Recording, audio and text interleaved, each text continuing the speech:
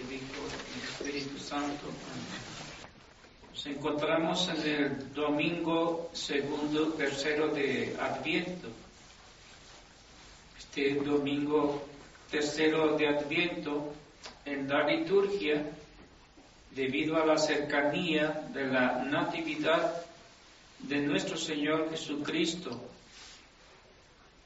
en su calidad de hombre Dios, nos invita con las palabras de San Pablo a que nos gocemos acerca de esta venida. Si bien San Pablo, cuando dijo estas palabras, se refería a la segunda venida de nuestro Señor Jesucristo, sin embargo, para nosotros es una preparación esta primer venida que nos abre el camino a la segunda venida, que es la definitiva y que es la que nosotros esperamos. Él dice: gozaos en el Señor. Gozaos por la venida de nuestro Señor Jesucristo en cuanto hombre Dios. Y en ella debe centrarse todo nuestro corazón y nuestro espíritu, o sea, nuestra alma. En ese gozo que debe sentir el alma que se encuentra unida a Dios por medio de la gracia que Él nos ha otorgado desde que nacimos. O, mejor dicho, desde que hemos recibido las aguas del bautismo. Y también trae a colación precisamente el Evangelio de este día, la memoria de San Juan Bautista, quien estaba, como dijo el Evangelio, bautizando en el Jordán. Pero no hablaremos de eso, sino de las palabras mismas del apóstol San Pablo. El domingo pasado habíamos hablado de la esperanza, esa virtud tan necesaria a nuestra alma y tan importante dentro de las tres virtudes teologales infundidas por Dios en nuestros corazones y en nuestras almas. El catolicismo no es solamente de una sola faceta, es decir, es uno solo esencialmente con nuestro Señor Jesucristo.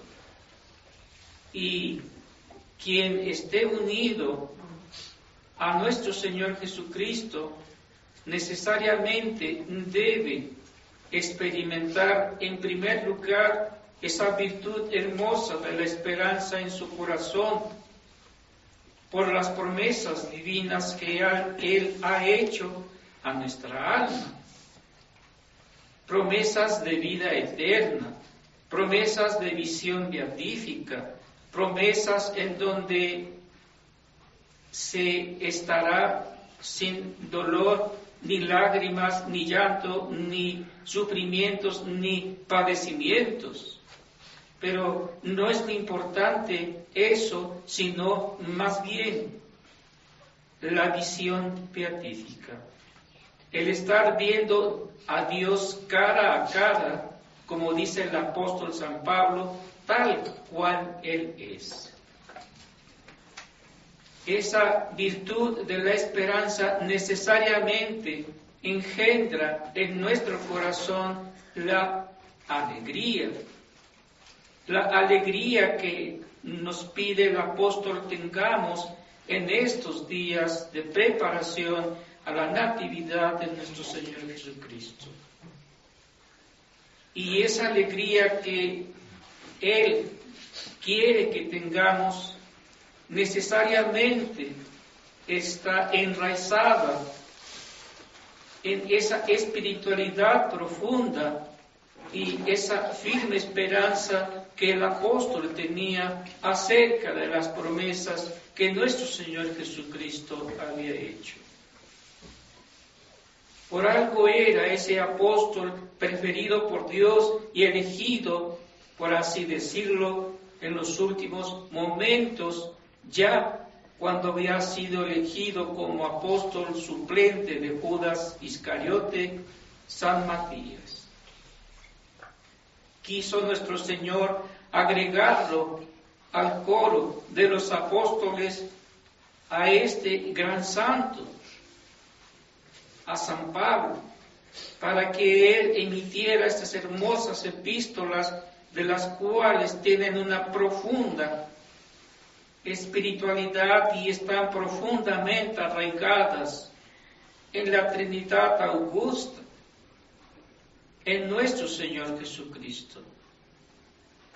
Es el apóstol que habla de esa alegría perfecta que nace y que está siempre, permanentemente en Dios, porque en Dios no hay cabida a la tristeza, a la angustia o a otra cosa que se le asemeje a nosotros que estamos acá en este mundo. Y aún él estando acá en este mundo, estaba libre de todo ello porque pues no tenía pecado, ni tuvo que ver nada con él el pecado original. Y podríamos decir que este pecado original, él es el que genera en nosotros la tristeza, que es contraria a la alegría, y una tristeza de muerte en cierta manera, porque si no la temperamos y no la erradicamos con la alegría que nace del corazón sacratísimo de nuestro Señor, entonces somos presa de esa cosa que puede, desgraciadamente, matar el alma. ¡Cuánta tristeza no hay en la actualidad en todo el mundo! Tristeza que se convierte también en ira, que se convierte en impotencia, en fin, que genera una cantidad inmensa de actitudes personales que en vez de calmar las aguas de este mar llamado mundo, al contrario, las agita de tal manera que esta tristeza también puede necesariamente conducir a la envidia. Y ya así escalando poco a poco, llegaremos a la esencia de esa tristeza, que no es otra cosa sino la ausencia de Dios en nuestros corazones, la ausencia de Dios en nuestras almas.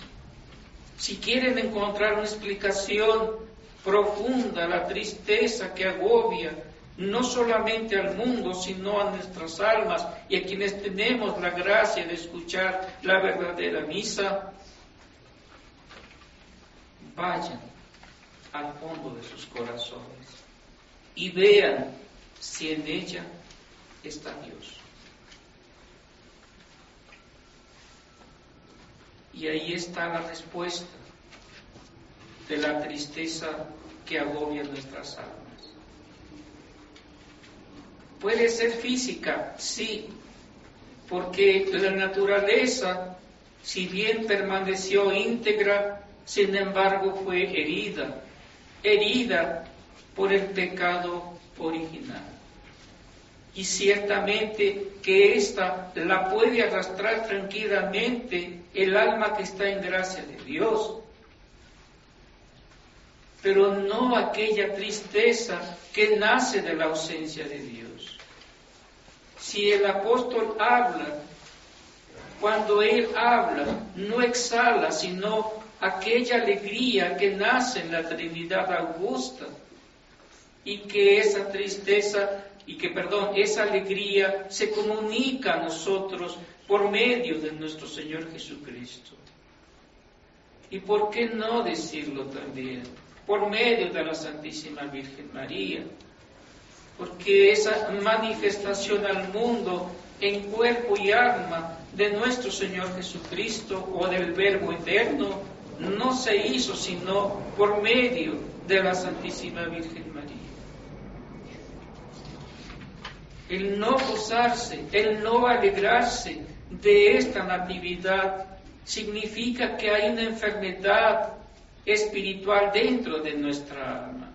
Significa que debemos hacer un examen más concreto sobre qué es lo que está pasando en nuestras almas.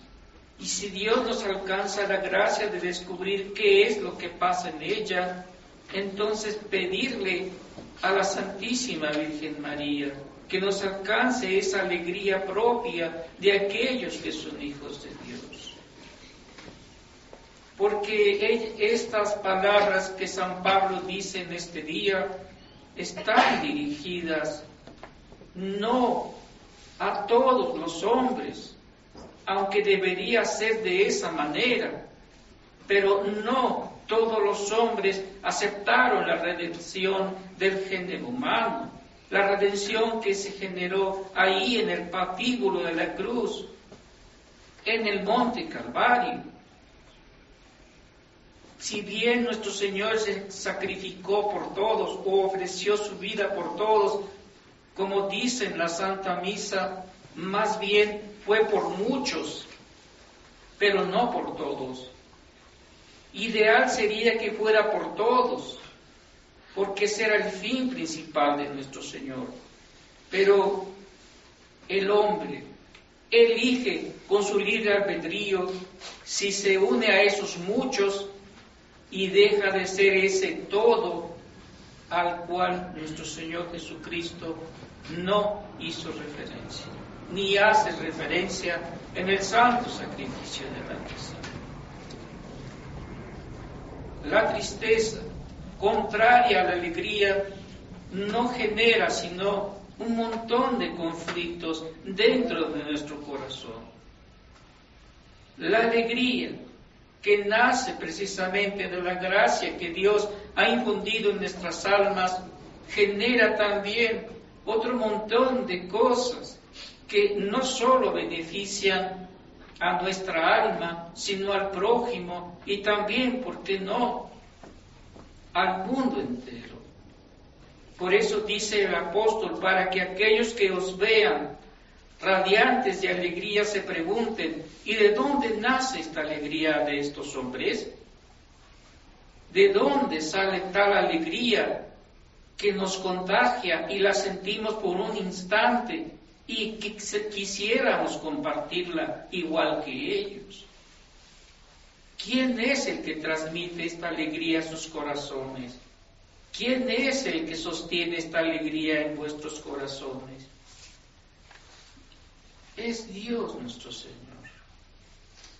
Es la alegría por excelencia, que no refleja, como ya dije, en ningún instante ni en ningún momento la tristeza, porque la tristeza es la falta de alegría, es la carencia de la alegría en nuestros corazones.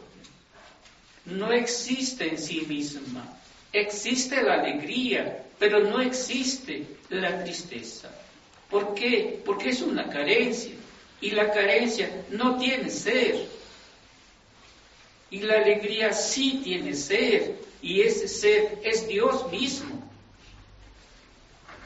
Por tal razón, la alegría a la cual nos invita el apóstol no es aquella que no tenga como objeto a Dios, sino aquella que tiene como objeto único a Dios nuestro Señor Jesucristo, a la Santísima Trinidad, a los santos que la han compartido perfectamente y que ya están en la iglesia triunfante.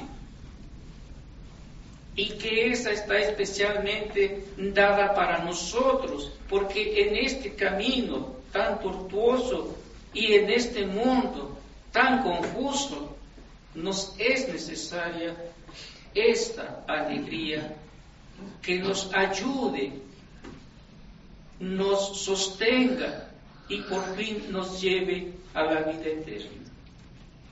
Debemos pues pedir a la bienaventurada Virgen María que ella ruegue por nosotros, que ella nos haga entrar en sí mismos y ver por qué a veces o generalmente tenemos esa tristeza en nuestros corazones. Que la trueque en esa alegría de la cual el apóstol nos habla en este día. Y que al final también gocemos eternamente con todos los santos de esa alegría en la vida eterna. Ave María Purísima. Sin pecado concebida, María Santísima. Padre, del Hijo y del Espíritu Santo.